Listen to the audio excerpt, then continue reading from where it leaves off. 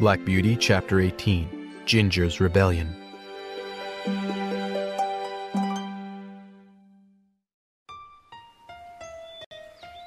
The next day at 3 o'clock, we were back at the front door. Once again, there was a rustle of silk as the lady of the house approached. But this time, her frown was deeper.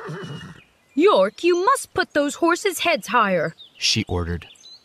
They aren't fit to be seen. I beg your pardon, my lady, York said respectfully. but these horses are not accustomed to wearing a check rein. Your husband thought it would be better to get them used to it slowly. But if you prefer, I can tighten them up a little more. Do so, she said. York shortened our check reins himself. He did it only slightly, but even that made a difference. At first it wasn't too bad. Then we came to a steep hill, and I began to understand why Ginger hated the check reins so much. I wanted to put my head forward to help pull the carriage up the hill, as usual. But this time I couldn't, and my back and legs felt the strain. Now you see what it's like. Ginger said when we were back in our stalls. It's still not too bad. As long as it doesn't get much worse, I'll be fine. They treat us well otherwise. But if they try to make it too tight, look out. I can't bear it and I won't. Day by day, hole by hole, the reins were shortened. My work got more and more difficult and uncomfortable. I used to look forward to being put in harness. Now I hated it. Ginger seemed unhappy too, but she didn't say much about it. Several days passed where York didn't shorten the reins anymore. I thought the worst was over. As it turned out, I was wrong. One day we pulled up to the house as usual. Aren't you going to get those horses' heads up, York? The lady complained. Raise them right now. They've had plenty of time to adjust.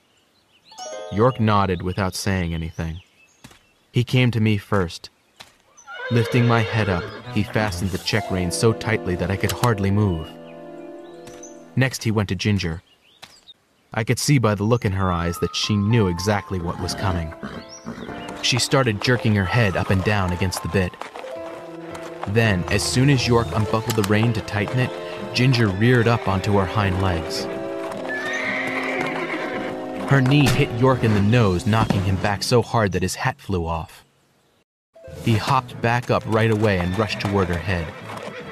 A groom standing nearby also tried to grab her. Ginger was a match for both of them. She kept bucking, rearing, and kicking out frantically. At last she tripped over the harness pole and fell, accidentally kicking one of my hind legs on her way down. There's no telling what she would have done next. But this time York was too quick for her. He sat on her head to keep her from getting up. Soon several people were cutting Ginger free from her harness, while a groom quickly unbuckled me from the carriage. He led me back to my stall, put me inside, and hurried off again. I was still in my harness with my head tied up. After what had just happened, I was feeling upset. If I'd ever been the type to kick or rear, I'm sure I would have done it then. But instead, I just stood there, angry and uncomfortable, with my leg throbbing from that kick. A few minutes later, 2 grooms led Ginger in. She looked tired and bruised. York followed, and after watching them put her in her stall, he came to me. Stupid check reins, he muttered as he set my head free. I suspected there would be a problem after what Manley told me. I wish the Earl could have talked some sense into his wife. There was no reason for this to happen. He noticed my injured leg. Calling in a groom, he ordered him to clean it and put some lotion on it. Ginger was never hitched to the carriage again. When she'd recovered from the incident, the Earl's son said he wanted to try her as his riding horse. As for me, from then on, I was paired with a horse named Max.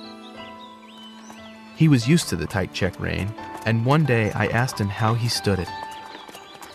I bear it because I must, he replied simply. but I'm sure it's shortening my life. And it will shorten yours, too.